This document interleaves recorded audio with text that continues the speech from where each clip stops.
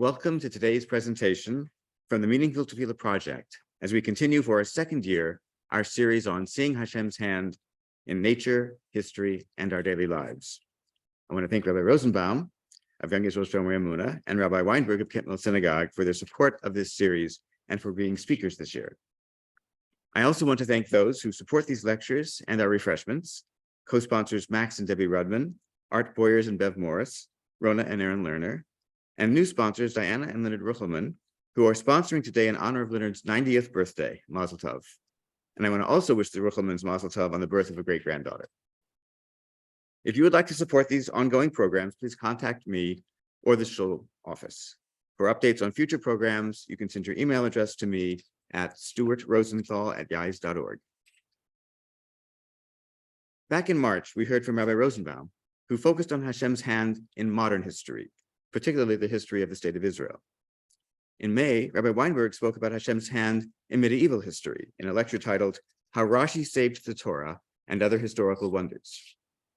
Today, Rabbi Rosenbaum will be speaking about a topic that has been on the Jewish radar for millennia, but has recently become a subject of a conversation among both Jews and non-Jews: antisemitism, and in particular, its resurgence throughout the world in recent years. The rabbi will help us think about this historical and contemporary phenomenon through the lens of the Torah, and perhaps see Hashem's hand even in this aspect of history. Thank you for joining us today, Rabbi.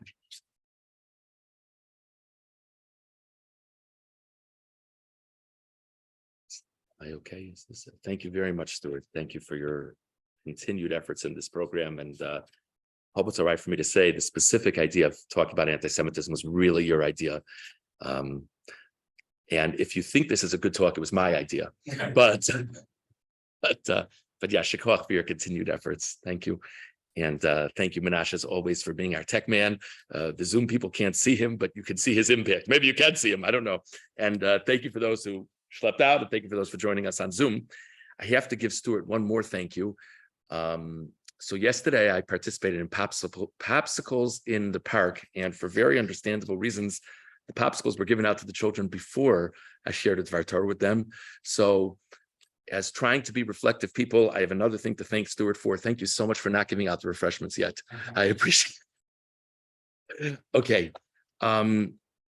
This is not a particularly pleasant topic, not an easy topic. I don't pretend I'm not bold or foolish enough to say that after this we'll all understand that it'll all make sense. But as Stuart said, anti-Semitism is really all around us. I just happened to look at the Washington Post website for a few minutes before I came down, and there was an article about a public figure. We don't have to say more than that because I don't want to get political, but there was an article about a public figure allegedly spreading a theory that something about the Ashkenazic Jews and COVID. And that maybe it was set up to be something that Ashkenazic Jews would be immune to. It's all over the place. We are, thank God, as Jews in this country, certainly, and really around the world, we don't have to be meek. We don't have to cower.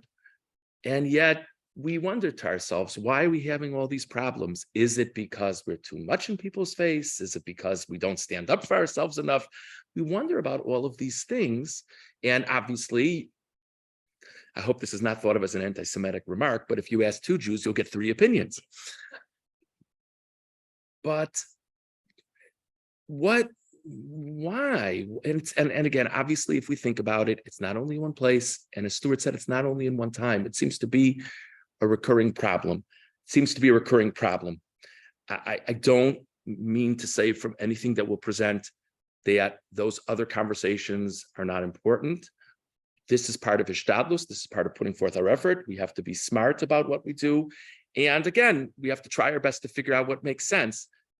But I really commend Stuart because I think it's an interesting topic to reflect on, that from a Torah viewpoint, anti-Semitism is part of the mix.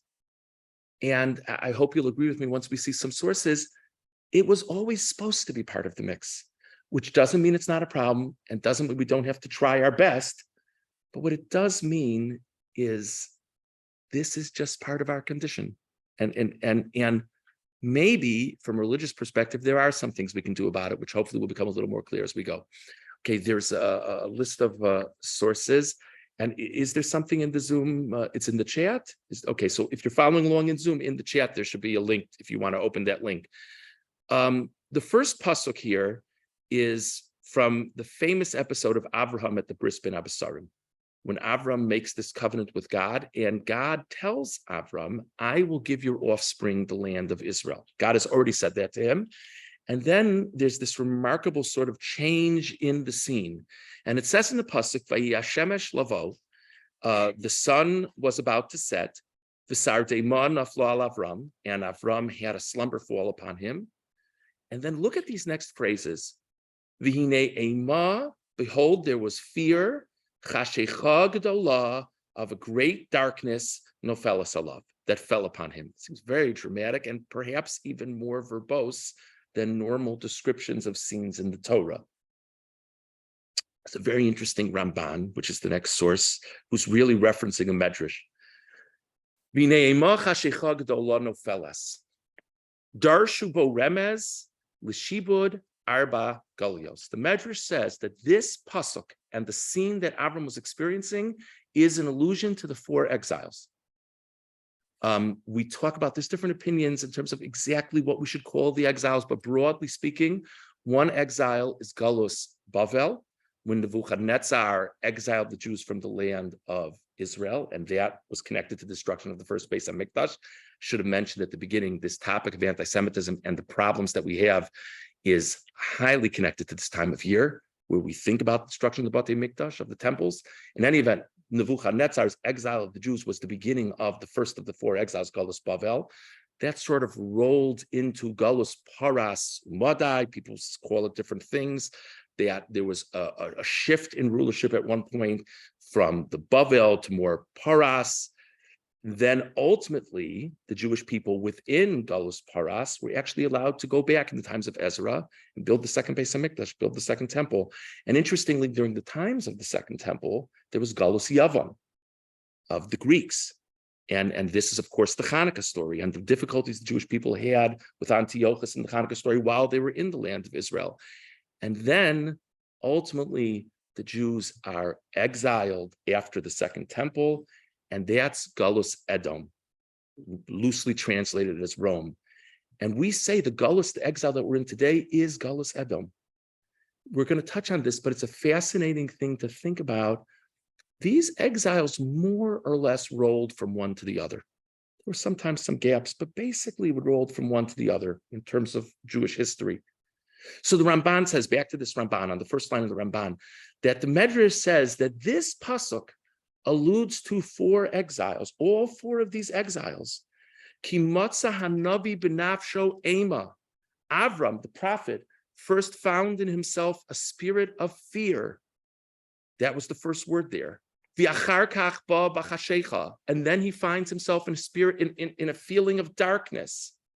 V'achar kach godla hachashecha. It's very interesting. So the Ramban says, it says chashecha gedolah, a great darkness. You ever wonder what the difference is between a great darkness and just a regular darkness? What does that mean? So the Ramban says that the intent of the Medrash is that by calling it great, it implies that somehow the darkness became even more imposing after it had already gone dark.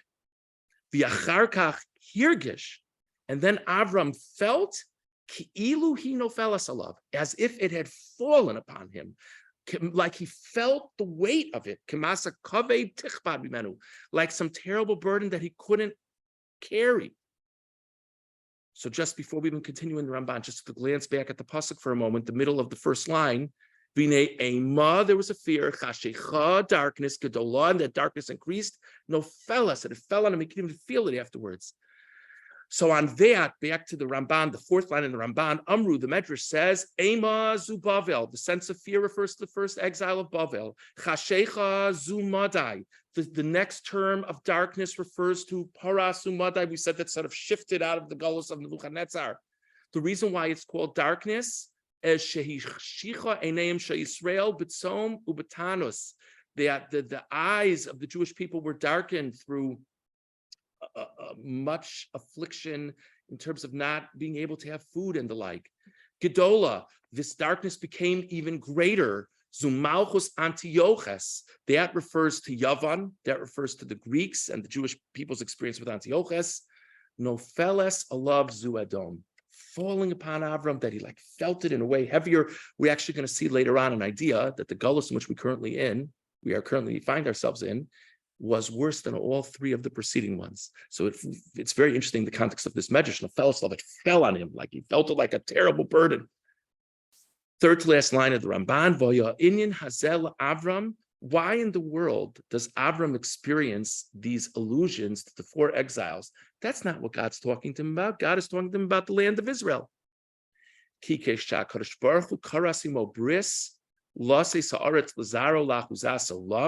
When God makes this covenant with Avram to give his offspring this eternal inheritance of the land in Israel, Amar lo, as God talks about the gift, he's attaching a string. He's leaving something off the edge in the gift. That yes, I'll give your offspring the land of Israel, but also there will be these problems along the way. These four exiles, the Yimshalu Ba'artzam, and sometimes, or not sometimes, the monarchs in these four exiles will rule over the Jewish people's land. Sometimes the Jewish people will be exiled from that land entirely. Sometimes they'll be under someone else's thumb while they're in the land of Israel. But either way, it's not going to be a complete gift to the people. So what will dictate when they have these problems and they don't have these problems? Why would God give us a gift with all these caveats? And this, of course, fits into various psukim that we see in the Chumash. Many times throughout Sefer Dvarim, God will say, Moshe will relate to Jewish people, if you don't serve me properly, if you don't serve God properly, this will happen. If you don't serve God properly, that will happen. The most dramatic ones are the Tochacha, the psukim of rebuke. We know it comes up twice in the Chumash, these very strong psukim of rebuke. Chillingly, the Gemara relates various psukim from the Tochacha to the experience of exile after the Second Temple. Very chilling, very terrifying. But the bottom line is, even without the grand scale of terrible national destruction, which we know that story as well, the basic idea is, if the Jewish people don't serve God properly, these buttons of the four exiles will be applied. The gift is still there. We'll ultimately make our way back, but these are in play. And God sets this as a condition from the get-go when he tells Avram about it. Let's go on. Just jumping ahead, when Yaakov and Esav have the whole story with getting the blessings from Yitzchak. So we know the story, Yaakov gets the blessings that were intended for Esav, at least Yitzchak thought they were intended for Esav. And then Esav ultimately shows up and it becomes clear that there was a mix-up. And so then Esav says to Yitzchak, well, don't you have any bracha to give me? And this is what Yitzchak now says to him. Vayan Yitzchak aviv vayomer elav. Yitzchak responded, Hinei mishmanei haaretz yeh moshavecha. Your residence, Esav, the residence of your offspring, will be from fat land. You'll have a lot of natural resources. Mital hashamayim meyol. The dews from heaven will come upon you. Now the next verse, V'alchar b'chasichya. You'll live by your sword. But v'yasachicha tavod. You will serve your brother. Esav, your offspring, will serve the offspring of Yaakov. Sounds pretty good. Let's go on. V'aya kasher tarid, and it will be, this phrase is very interesting. Let's translate. Don't pay too much attention to the English I have. I just cut and pasted from something. But let's translate kasher tarid as it will be when you have despair. When you, Esav, have despair, ufarakta ulo me'al tzavarecha, and you will break the yoke of Yaakov from upon your neck. So Yaakov's descendants will be in charge, Esav, but when things get tough, you'll break the yoke. What kind of in charge is that? So it's a very interesting Rashi. If you look at the next source, the bottom source on the first page, Klomar, Kishayavru Yisrael ala Torah, when the Jewish people violate God's commandments, V'yelucha pischon peh litztayer ala brachos shenotal. In the big picture, why do we say that Yaakov was justified in getting the brachos that Esav thought were to be his, that Yitzchak thought were to be Esav's? So the basic answer is the deal's a deal. Yaakov bought the thing from Esav. Okay, why was it appropriate that Yaakov kind of made this deal with Esav? Well, we would say because Yaakov was the appropriate heir to Yitzchak and Esav wasn't. But let's say the Jewish people aren't acting like the appropriate heir to Yitzchak. So then Esav's descendants have every right, whether they understand it or not, whether they think that way or not, they would be justified in feeling. So why did these guys get the brachos anyway? When that happens, when kasher tarid, when you become despaired, why didn't you get the blessings anyway? Then you will cast off the yoke. So what we see here is a second source from another context in the Chumash, that the message is not only there will be problems with other nations. By the way, we spoke about Edom before, loosely translated as Rome. They're understood to be the descendants of Esav. Not only is there an idea that we're told in the Chumash we'll have problems with other nations, but we're seeing now a second source that it's up to us when we'll have problems from other nations. Because if we're serving God appropriately, we won't have those problems. That's the message that we've seen from two sources now. Let's go on. This is a very famous pasuk. Some people even say in Pesukei Zimra if they get to shul on time. The top source. V'alu Moshiim b'Har Tzion lishbot Ashar Esav. The saviors will go up to the mountain of Zion to judge, to navigate with the mountain of Esav. And God will have the monarchy. The kingdom will be God's. So it's a little bit of a complicated pasuk. It's from Ovadia. What's clear in this pasuk, it has something to do with salvation. It has something to do with God's revelation on the world, and it's something to do with Israel versus Esav and getting something from Esav. But it's a little bit hard to piece it all together when you kind of think about it. So the Ramban discusses this. If you look at the next source, Vida, you should know. Ki anu asomchem al das Rabboseinu zal. We who rely on the perspective of the rabbis, choshvim, we think, we understand. Ki anu hayom begalus Edom. We find ourselves in galus. And by the way, just to give a sense, the exile of Edom, again, I'm sure there are different opinions in terms of the years. I have it here that the exile began in 69 of the Common Era. Okay, so we're in 2023. We're talking well over 1,500 years. So the Ramban can write about this exile, and we're still in it. And there's discussion, by the way, maybe that Galus Edom shifted into another type of Galus, another name. There's a lot of discussion. We're sort of speaking broadly here. But we understand that we're existing in the Galus of Edom. V'she'ein lanu amida mimenu ad bo hamashiach. We don't like this stuff. Understandably so. You know when it ends? When the ultimate redemption comes. When Mashiach comes. Kasher Amar Avinu Hazaken. That's what Yitzchak said. V'aya kasher tarid. Yitzchak said to Esav at any point that you're not happy with what's going on, and again, the way we understood with Rashi is because the Jewish people aren't deserving of their blessings, then you'll fire right back at the Jewish people. So when is that ever going to end? That's a standing assurance. Ramban says the only way that will end was at the coming of the Mashiach, when the world goes into a whole different mode. Whatever exactly that means. Umikra malehu etzleinu. The Ramban says, if you don't believe me from that pasuk, it's a pasuk in Ovadia. Then that was the pasuk we cited before. V'alu Moshiim b'Har Tzion l'shbot Ashar Esav.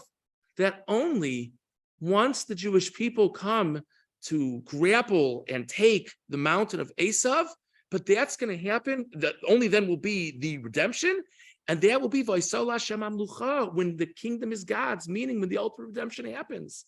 That's how this all ends. That's the game. V'nei nispoyer. The Ramban says, so that means it's clear. That all these exiles that we've been talking about from one source or another, the only end comes with Mashiach. The Ramban says when you look, and this we alluded to this before, when you talk about the four exiles, it's really just who's at the controls, but it sort of shifts from one monarchy to another. So over all this time, there's always been another government that we have to worry about in one sense or another. Hirak nitzuach umemshala. So the fact that it shifts from one exile to another exile, that's just world politics. But we're still under someone's thumb. V'lo hikares me'am haaretz. It's not real victory for the Jewish people. When does the victory for the Jewish people come? The coming of the Mashiach. So I want to share with you, I think I've even spoken about this in shul before in some setting. It's around this time of year.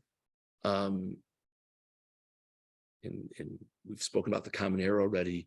In the Rosenbaum family, time is told by before we move to Kemp Mill or after we move to Kemp Mill. So it's before we move to Kemp Mill. So we're talking around 20 years ago, let's say. I was giving a share to some people in a shul, not my shul, another shul. And a person asked a question, which I'm sure many of you have thought about in the past days and will think about over the coming days. We daven for the rebuilding of the Mashiach. It was right around this time of year. How am I supposed to daven? We daven for the rebuilding of the temple. How am I supposed to daven for something that I don't know what it was like? It's a common question, something we all grapple with. And so people say whatever they say. And it was a time where I don't remember if it was the second Intifada, but it was a time we've seen them way too many times over the years. Those posters of all of the people who have fallen in Israel by terrorist attack over Lo Aleinu. We shouldn't need the posters, but over a certain period of months. And so there was such a poster posted in the shul at that time. And one person said very firmly, said, you know what I daven for when I daven for the rebuilding of the temple and the coming of the Mashiach? I daven we should never have to see those posters again. You know something? I actually, it was when I was a young rabbi and knew everything. I was a little bit, I was a little bit bothered by that. I felt it wasn't, I mean, I didn't say anything, but I knew enough not to say anything. But I felt it wasn't a spiritual enough, think about the Beis HaMikdash, think about our relationship with Hashem. But honestly, particularly in light of the sources that we're talking about, that's a very concrete way to davening for the ultimate redemption. We don't like this stuff. We don't like having to pick up the newspaper and wondering how many of our neighbors or coworkers will think that COVID was all our fault. We don't like terrorist attacks, Lo Aleinu.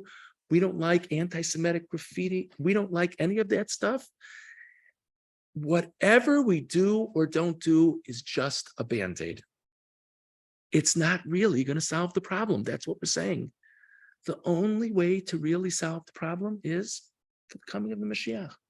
That's the game. So maybe it is difficult for us to relate to the Beis HaMikdash. Maybe we don't know what we're talking about with that. But there's a famous idea, and it makes so much sense in light of what we're talking about. That on Tisha B'Av, have you ever wondered? Again, we spoke about for people who get to davening early enough in the morning, for people who stay late enough in the davening on Tisha B'Av, there are all these keynotes about events that have nothing to do with the destruction of the temple and aren't necessarily connected to this time of year in terms of when historically they occurred. Some of them are, but many of them aren't. What are we saying this for? Was there not enough keynotes? And the answer is, traditionally, we say that we mourn all of the tsaros of Klal Yisrael, all the calamities, all the national tragedies on Tisha B'Av. So much so, I'm not criticizing anything, heaven forbid, but if I'm not mistaken, I hope I'm not getting this wrong, when Ben Gurion came to meet with Rav Soloveitchik at some point in New York, not long after the founding of the State of Israel, he discussed the idea of having a Holocaust Memorial Day. If I'm not mistaken, Rav Soloveitchik told him, I hope I'm not mixing this up. Certainly many others have said a similar thing. Rav Soloveitchik said he thought that the ideal time to mark the Holocaust would be Tisha B'Av. Obviously, there were other calculations, and fine. But it makes so much sense in light of what we're talking about, because this is what it's all connected to. And until we have the ultimate redemption, We're just on the wheel of the 4 exiles. And there's 2 ways to end all of this morass in which we find ourselves. One way is to increase our mitzvos, to increase our merits. And the other is to daven. You know how many references there are to the coming of the Mashiach in Shemona Esrei? To just pay attention to what we're saying. So again, it's difficult for us. And there's all those questions. Do I really want Mashiach to come? Maybe I want Mashiach to come after the football season is over. Maybe maybe whatever, maybe once our vacation is over, we want Mashiach to come. Whatever the issues are. But maybe that is something we can relate to a little bit better. We want the anti-Semitism to end. We want the terrorism to end. We want the hatred to end, because this is part of our condition until the coming of the Mashiach. A little bit further on this note, in the middle of the page is a source from the Maral. If I've been too sunny and optimistic, this will douse you a little bit. Vikashir Tavin Dalid Malchios Elu Teda. He said, when you think about these 4 exiles, you'll see that the first 3 were problems for the Jewish people on different fronts, in different ways, sort of different shapes. Nebuchadnezzar didn't really care if we believed in God or didn't believe in God. He just wanted our slavery. He just wanted us out of our land. He just wanted us to work for him. That was it. And that rolled into the next exile, which they wanted to kill the Jews. What do we talk about all the time in the Hanukkah story? Did the Yevanim want to kill the Jews? The Yevanim were fine with the Jews being around. The Yevanim just wanted the Jews to buy into their own ideology. So these are 3 different things. One is servitude, one is death, and one is ideological oppression or theological oppression. But obviously we've left out the 4th one. We keep on talking about 4. And the 4th one, the one that we find ourselves, it's all of the above. But all, again, we're talking over, like we said, it's been over 1,500 years already. Sometimes it's been servitude. Varuge Malchus, sometimes it's been people losing their lives. The Gazu Shlois Aska Torah, sometimes it's been that the monarchy or ruling party won't let the Jews study Torah. Again, I don't even have to give you examples. We all know examples of these things through our history.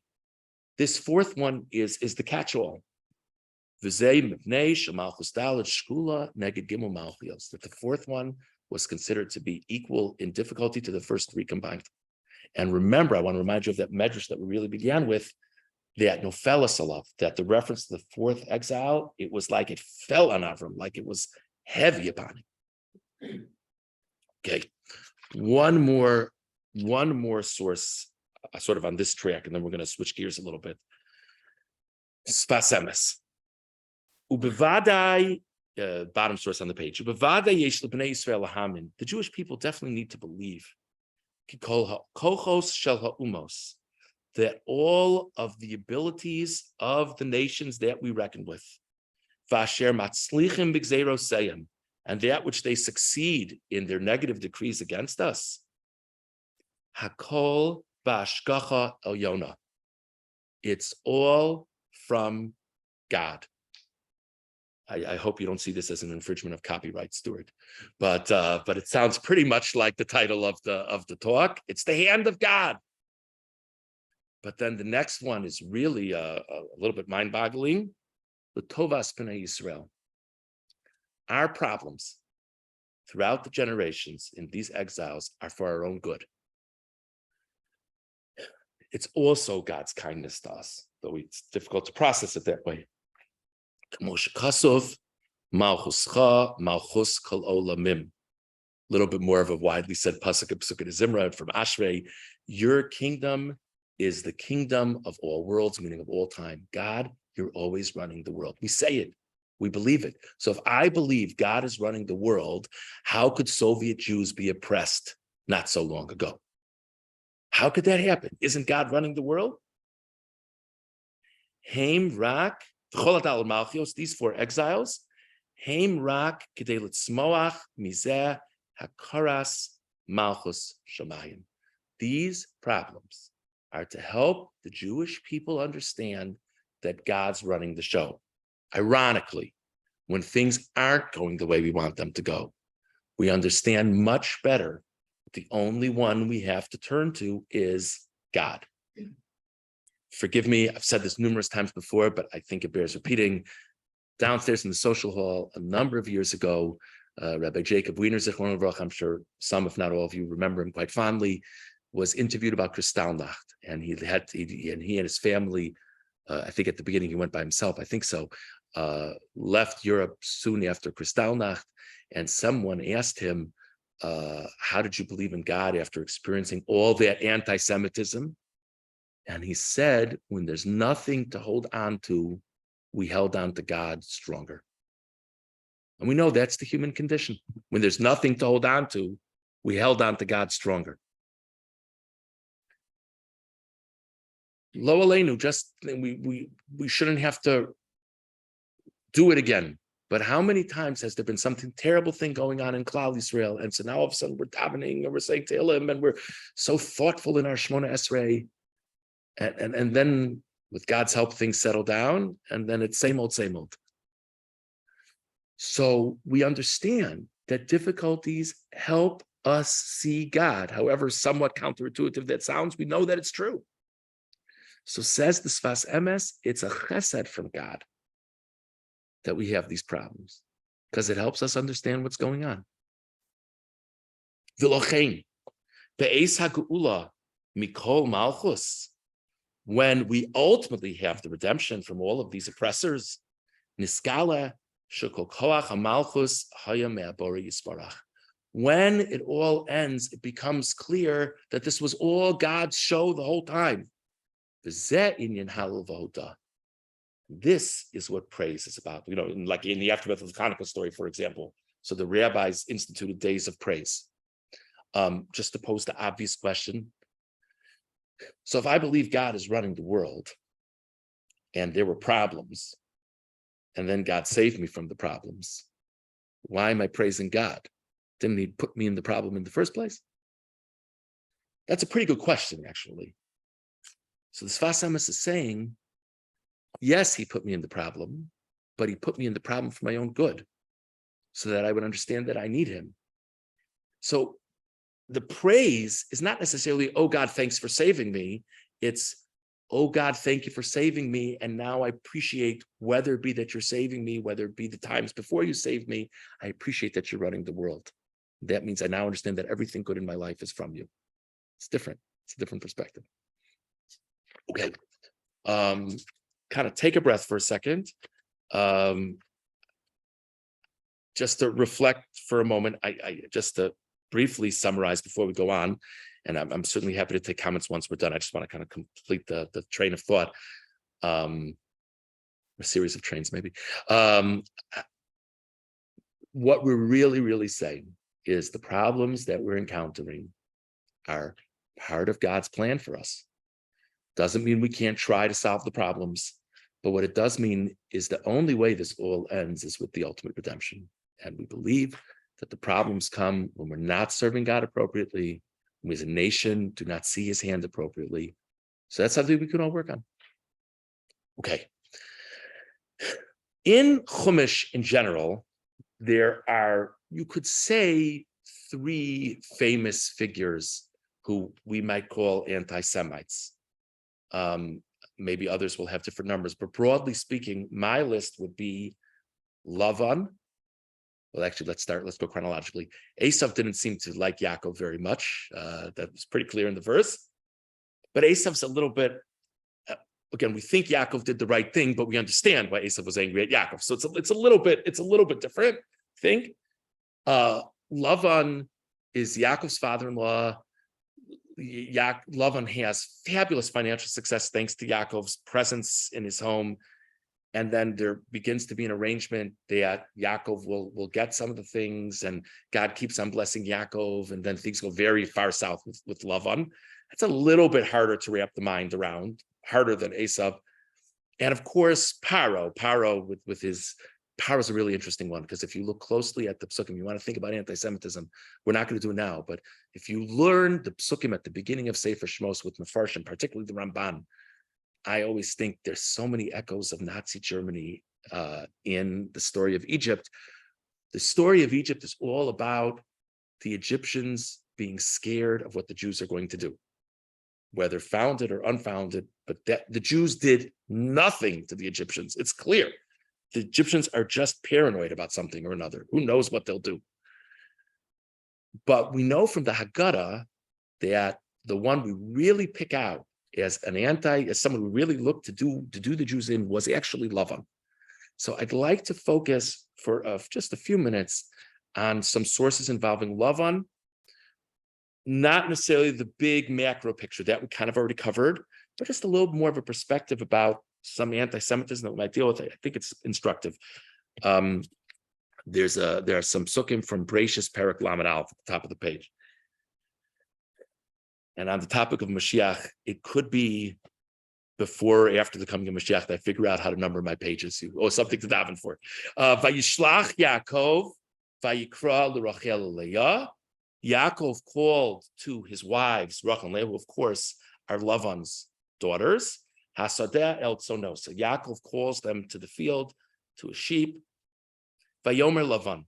Vayomer Lahan, excuse me. Yaakov says to his wives, Ro'eh anochi es pnei avichen. I see the face of your father. Ki einenu elai kismol shel. I see.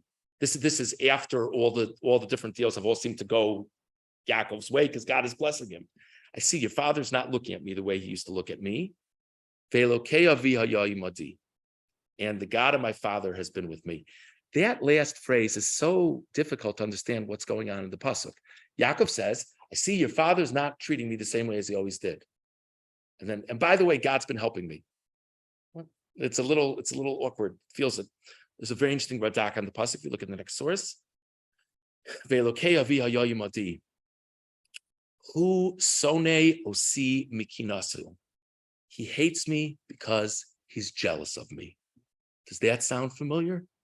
He hates me because he's jealous of me. Ki rechushi rav, because I've had fabulous success, v'lo mishalo, and my success is not because of Lavan. What is my success because of? Ella ki elokei avi haya imadi. Because God's been with me. V'yitzliach darki has brought me success. So the Radak understands that the phrase of God's being with me is an explanation as to why Lavan's not treating me the same as he used to. Because I'm having fabulous success. Lavan intuitively knows it's not him. There's something going my way, whether he believes in God or not, who knows? But he resents me because of that.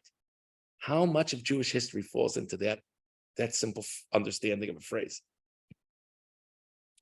Okay, so Yaakov says to his wives, we're just going to get out of here. Lavan ultimately catches up to Yaakov, and they come to some kind of truce, which is the best kind of truce the Jews have had in general with anti-Semitism, which is, we're going to keep going our direction, you go your direction, but we're really good friends. I mean, that's basically the arrangement. And I don't want to get very bogged down by the psukim, but just quickly, Yaakov took a large, forgive me, I neglected to include this in the psukim. Yaakov took a large stone and he set that as a memorial to their truce. And now Vayomer Lavan, and Lavan, took like a pile of stones. Lavan said, Hagal hazeh eid beinu v'incha hayom. This mound is a testimony between you and me today. Alkein karashmo galed. And therefore, Lavan called this mound the mound of testimony. V'hamitzpah. This is a fascinating pasuk. Mefarshim understand this different ways. Ignore what I have in the English, but Mefarshim understand mitzpah as either being a reference to the large stone that Yaakov had brought. It could be a reference to the place of these stones and monuments. But in any event, Lavan, for some reason, is not only interested in the mound of stones that he put. He says, let's talk about mitzvah, which is either Yaakov's large stone or just the locale.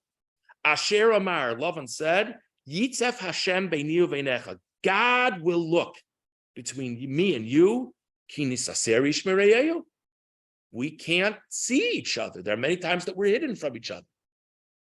Next, if you afflict my daughters, or you marry other wives in addition to my daughters, that's an affront to my daughters. Ein ish imanu, there's no one between us to sort of adjudicate this. Re'eh, you should know, Elokim eid beini uvenecha. God is a witness between me and you. Quite the drasha. So Lavan is interested in the mound. Lavan is interested in this thing which represents God seeing. Yaakov basically says, great. Okay, if you go to the next page, there's a very interesting perspective from the Vilna Gaon on Lavan's words. It's the Gra, Gimel Reish Aleph, at the top of the page. Va'mitzpeh asher amar, ha'inyan shel gal u'mitzpeh, v'shagal hu inyan galui. A mound of stones is something very open. You could see it. It's a pile of stones. U'mitzpeh, this idea of seeing, tvar seiser, that's something hidden. Lefizeh asi shapir. So the Vilna Gaon says this is what's going on here. Shalavan Omar im ani lo evore leches hagal. Shalavan lo yucha lavo rak begalu. Lavan says to Yaakov, my job is not to violate the mound. My job is not to openly do something bad to you. My job is not to steal from you. My job is not to attack you. This, of course, echoes what we say in the Haggadah, Lavan tried to uproot everything. My job is not to cause you serious problems. Avol Yaakov l'Lavan, hayachol lavo begalu b'seiser. But Yaakov could affront Lavan in an open way, but in a very hidden way. K'moshe Amar, im tanes b'nosai. Lavan says to Yaakov, I want to make sure you don't afflict my daughters. Who would know if Yaakov was treating his wives inappropriately? It might be in the privacy of their own home. It could be that nobody knows except the three of them, Yaakov and his wives. So for that, Lavan says, this is something hidden. God sees what you're doing to my daughters, or not doing. That's something hidden. And if you marry other wives, that's something that the neighbors kind of notice if there's multiple spouses. That's open. So therefore, that's why Lavan, says the Vilna Gaon, that's why Lavan is talking about the mound and the vision, because there's open things and there's hidden things. Just to think about it for a second. I'm sorry to be so negative for a moment. What do we think our broader neighbors think of us? Yeah. Anywhere. What do we think they really think of us? Think about, again, there's one more source I want to see before we end. That it's not necessarily that everyone is so terrible. I don't mean every person, heaven forbid, but I don't know about any of you. It's very scary that there's more anti-Semitism in our country, but I think there are things spread more than they used to be. I think social media is very frightening. But I don't think everyone in this country loved the Jews to the bottom of their hearts for these years. And now all of a sudden they look at us differently. I don't think so. I'm sure there are people who are impacted by social media, negative things said. But I think it was probably always beneath the surface, at least for some of the people, not for everyone. I can't emphasize enough. How many stories do you see from the Holocaust? They are terrible, so many terrible accounts that when the Nazis would come into a certain town, the Jews would see their neighbors cheering them on, or when the Jews were being carted off, the Jews would see their neighbors who would always smile at them in the street, smile at them in front of their houses, cheering with so much excitement and so much hate in their faces. And we know in the Holocaust, there were many, many Chasidei Umos HaOlam, righteous Gentiles. We know that as well. I just thought this perspective of Vilna Gaon, he's not saying this, but I think it fits with what he's saying. Lavan doesn't offer a symbol of hidden peace between him and Yaakov. Lavan offers a symbol that he won't actively damage Yaakov. that he won't visibly damage Yaakov. Lavan expects of Yaakov to be good to him both in a hidden way and in an open way. I think there's, take it or leave it, but if you leave it, I'll say you're being anti-Semitic. But I think there's something there. I think there's an illusion there that we can't really expect the Lavans of the world who came into it with a certain perspective of jealousy. We can never really expect that to the bottom of their hearts, everything will be good. One more source about Lavan, the Shem Shmuel. So why would God make Yaakov deal with Lavan? Why? What does he need this for? Ulazeh hayahatziruf va'amirup bebeis Lavan ha'arami shu hepich midas hatam. Isn't it striking? Yaakov is referred to as an ish tam, which you could translate as a simple person. That's normally not how it's translated, more a pure person. So Yaakov is this eminently honest, good person from his birth. That was just his personality. And he has to deal with Lavan. It's like every time it's like another Kanech, let's try this, let's try that. Vayotzarich lolechas tamid im Lavan baramos. You have to keep on like playing at Lavan's own game with treachery with Lavan. V'zeh le'estim shana. For 20 years he had to. How many times in the history of Klal Yisrael have we had to deal with people causing us problems, and we had to play their game, whatever that means? How many times in the history of Klal Yisrael did the Jewish community need to bribe? I'm not talking about being dishonest in business, heaven forbid. And anybody who says that the way of the Jews is to be dishonest in business in this wonderful country is not living a Torah lifestyle. But how many times were there terrible judgments against the Jews that the only way to solve it was to bribe people in other places? How many times did we have to play crazy tricks and to just get through the day? This is like Yaakov's experience with Lavan. For years he had to dray around with this, not to necessarily protect his life, but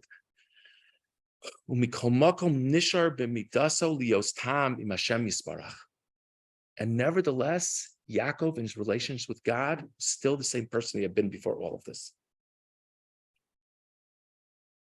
That's part of growth. That if one finds oneself in a context that it's very difficult to be who you want to be, and you still have to preserve your identity, maybe sometimes in very unique circumstances, one has to do something else, but then to come home and be the person you are, that's growth. That's development. And he says that's the pshat when Yaakov is reunited with Esav. Yaakov says, Im Lavan Garti. I've lived with Lavan. And I'm sure many of you know the Rashi. Rashi says, Taryag mitzvot shamarti. I've lived with Lavan, and Garti is the same letters as Taryag 6:13, and I've kept all the mitzvos. So what is this? This is like some mitzvah song that Yaakov is singing to Esav. What's going on? So Shem Shmuel says this is the idea. Yaakov says to Esav, I've lived in an upside down world for decades, and I've still held to my principles. That's what he's saying. It's just an interesting perspective a little bit. So this is not as much macro, though a little bit macro maybe, just a little bit of a perspective on whether it be dealing with jealousy of others, whether it be understanding what may or may not be behind the smile, whether it be appreciating how I can still grow, even if I'm dealing with people who feel differently about me. But I just want to close. This is the last source, an extremely famous pasuk, the second to last source on the page. So Yaakov and Esav have their reunion. Vayaratz Esav l'kraso vaychabkehu. Esav runs to Yaakov and he hugs him. Yaakov doesn't know what he's going to find when he has his reunion with Esav. Remember, Esav is the one who swore to kill Yaakov. Esav runs to greet him and hugs him. Vayipol al tzavarav vayishakehu. And he fell on his neck and he kissed him. Really famous thing. There's the dots in the Torah over the word vayishakehu. He kissed him, sort of like the Torah's version of an asterisk, like there's something going on there. Vayivku, and they cried. Rashi, next source, Vaishokeu Nakud Alav. There are dots over the word. Yesh Chokim B'Davar Hazeh B'Brisa D'Sifri. There are two opinions. Yesh Shadarshu Nakuda Zu Shalom Neshako B'Chol Libo. This fits very much with things we've been talking about. There's one approach that says that when Esav kissed Yaakov, it wasn't fully sincere, which fits with what we were describing with Lavan's peace treaty with Yaakov as well. So the reason why there's the asterisk there is because he kissed him, but whatever. Amar Reb Shimon ben Yochai, halachi biyodua she'esav sonei liYaakov. Maybe it's a good thing to sort of loop around to the beginning. It's known, Esav and Esav's descendants hate Yaakov, and Yaakov's descendants. There are always going to be people who hate us, and Esav hated Yaakov. So what happened? Reb Shimon bar Yochai disagrees. He says it was a sincere kiss. But the reason why the asterisk is there is because it's shocking that it was a sincere kiss. And it taka was really a sincerely meant kiss. Okay, famous dispute. This is the last, this was a lead into the last source. Sorry for that poor advertising. Very last thing is the Hamek Davar and Etziv. Vayivku, the very last word of the pasuk is they both cried. So Esav kissed him in whatever way he kissed him, and they both cried. Crying it's kissing is easy to fake, smiling is easy to fake, crying is not so easy to fake. Says that Etziv, Bal Lamek, this teaches Shagam Yaakov Nisorov L'Shazu Aval Esav. That actually Yaakov was emotionally moved at the moment. And it wasn't only Esav crying, but Yaakov was crying in affection, in emotional affection. V'chein L'Doros, and so too for generations. B'shah Shezera Esav Misorim Beruach Tahara. When the offspring of Esav are aroused by a spirit of purity, Lahakir Ezer Yisrael Umalasam, to see the goodness of the Jewish people, Az Gam Anachnu Misorim Lahakir Es Esav. There are times that the Esavs of the world will be inspired by us, will believe in us, will see our goodness. For whoever, I don't know who's in the Zoom, my mother's such a wonderful attendee of all of my presentations, but the 9:30 class this morning, we were talking about that everyone has the opportunity to see the good, to be better. Esavs of the world also have the opportunity that when they have this moment that they do see the goodness of Klal Yisrael. At that moment, we're emotionally connected to them as well. Because Esav is Yaakov's brother. A famous relationship in the Gemara, Rebbe and Antoninus. Antoninus was a descendant of Esav.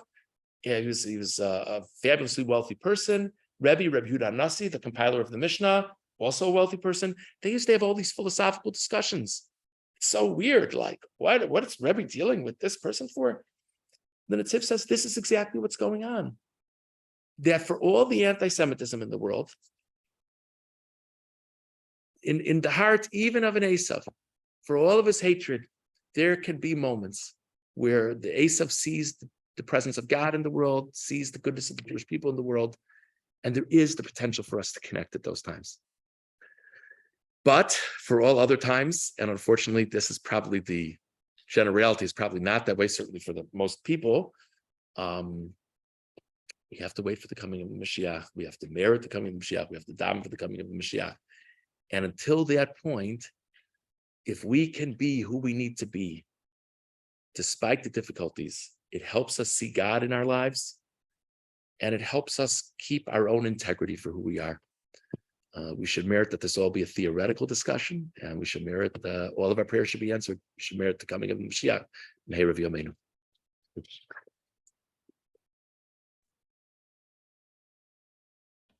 Yeah. We're going to have to put it in the Zoom. Then, sorry. Yeah. So what about we didn't have a single word here about Yishmael, Right. which has Fair enough. In the factor, and especially since the founding state of Israel, but even before then. Fair enough. I wanted to have things about Yishmael, and I must confess, I couldn't really find things, I'm embarrassed to say, just to make sure we're all on the same page to understand Menashe's very fair point. The Arabs are understood to descend from Yishmael. Yishmael was doing something strange that Sarah was not accepting of with Yitzchak. Midrashim say that he was trying to kill Yitzchak. They were having some kind of argument, and Sarah insisted that Yishmael be exiled from the house. There is an idea that Yishmael ultimately repented later in his life. I was assuming I would find a treasure trove of things about Yishmael. I have to confess that I didn't. In terms of this aspect of the anti-Semitism, I guess I didn't look well enough. But I will share with you a fascinating Ramban, which is really not on this exactly. The Ramban says, and not everyone agrees with the Ramban, but the Ramban says that the way in which Sarah insisted that Hagar and Yishmael be expelled from the house was cruel. The Ramban says the problems that the Jewish people have with the descendants of Yishmael are retribution for Sarah's cruelty to Hagar and Yishmael. So I was trying to play to the home team, Menashe, but yeah. And on the flip side, one of the quick things is that gets the idea, which we really truly don't know, but this idea that maybe with the state of Israel and so on, that we're the footsteps of Mashiach, and maybe we can see that in some way, but it sort of fits when you say that sometimes ASAP is good to us. There are various non-Jewish groups that have been very, very supportive of Israel, and we have on the Arab side, we also have the Abraham Accords, things of that sort that gradually, bit by bit. One could certainly make that argument. Kain Yehi Ratzon. It could certainly be. It's. You're right. It fits very well in with what we're talking about. It's hard for us to say. Listen, we say Reisha Smichas Kula Seinu when we say the Tefilah. It should be that this is just the footsteps, down the path towards Mashiach. Should be with God's help. But yeah, who knows? It's very possible. Thank you.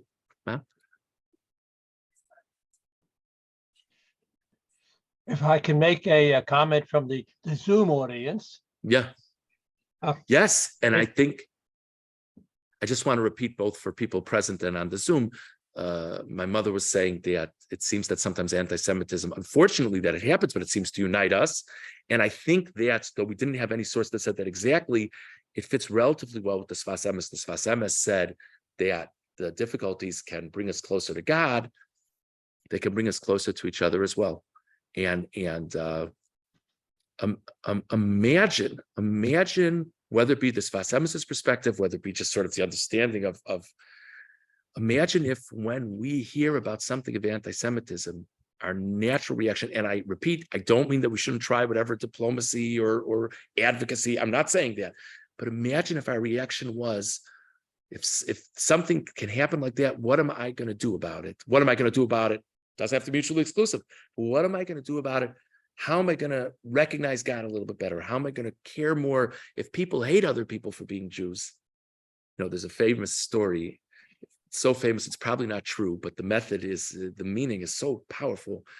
There was in the state of Israel, the story goes that there was whatever it is, it doesn't even matter. The driver was a Haredi or the passenger was a Chiloni, whatever. People from different camps in Israel. And the passenger gets in and kind of gruffly says, where he wants to go. And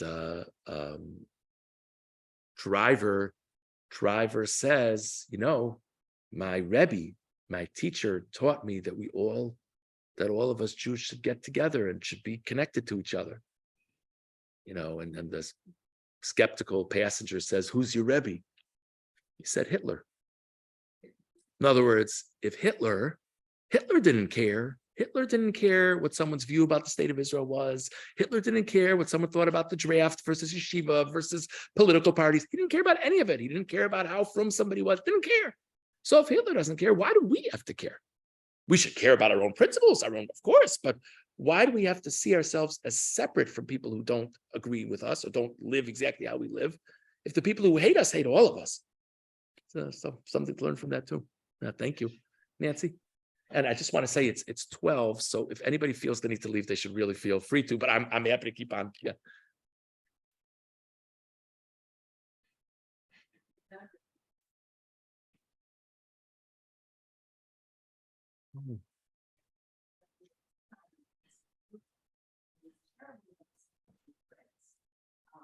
young Jewish man who was kidnapped by Arabs, he was tortured, he was killed. It was just awful. And I was very, very distraught, and I spoke about it to Avi.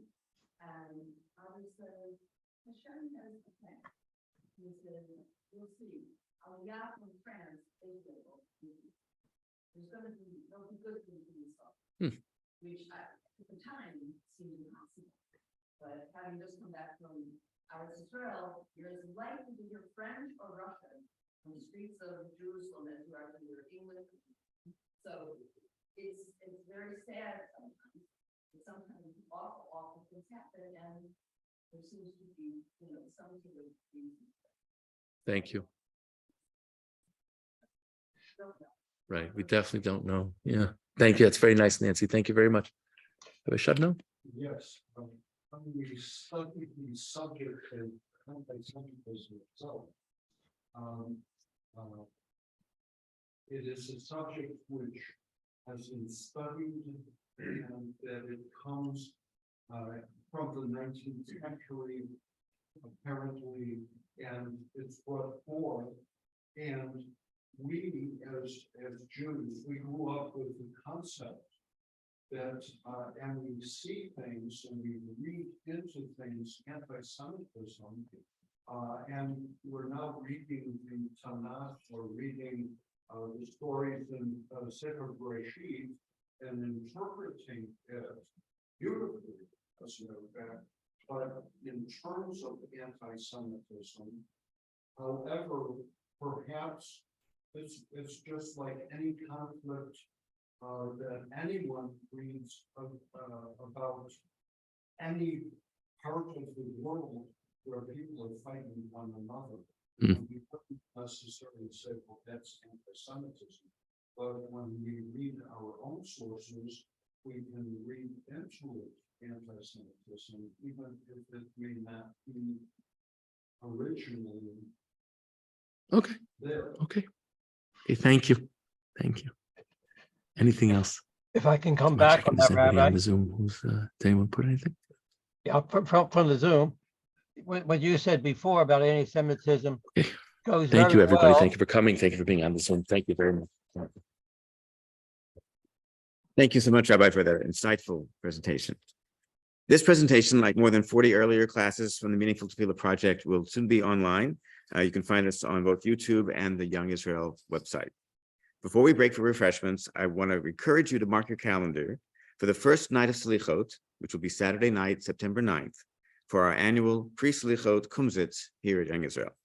Starting at 11:30 p.m., we'll have soulful singing led by Rabbi Goren and his band Na'aleh, inspiring words from Rabbi Rosenbaum and Rabbi Vestelnik, and dairy and parve refreshments, including pizza, courtesy of Ben Yehuda. All will be followed by Selichot in the Belanaski Sanctuary after midnight. It's all free, and I promise it will help put you in the mood for some meaningful Selichot davening. I look forward to seeing you there and at our future programs. Thank you very much for joining us today, and please join us downstairs if you're here. Thank you.